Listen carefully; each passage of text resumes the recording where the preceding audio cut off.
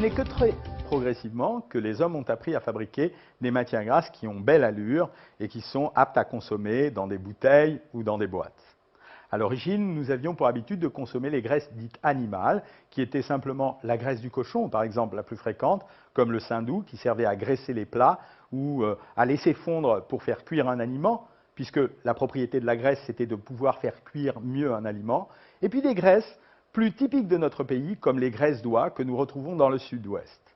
Pourquoi sont-ils tellement fiers de leurs graisses?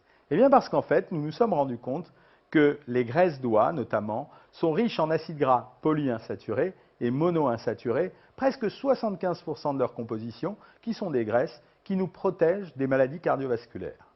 On va même jusqu'à dire que la consommation de graisses d'oie semblerait avoir un effet très protecteur sur les maladies cardiovasculaires.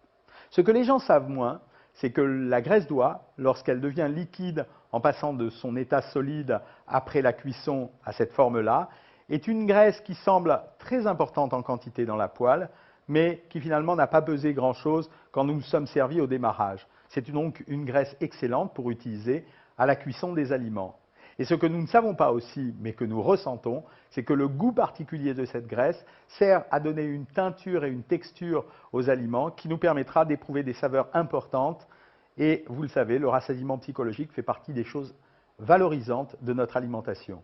Alors allez-y et essayez de consommer ces graisses, mais comme par habitude pour tout, avec un peu de modération, mais avec beaucoup de plaisir. Bon appétit!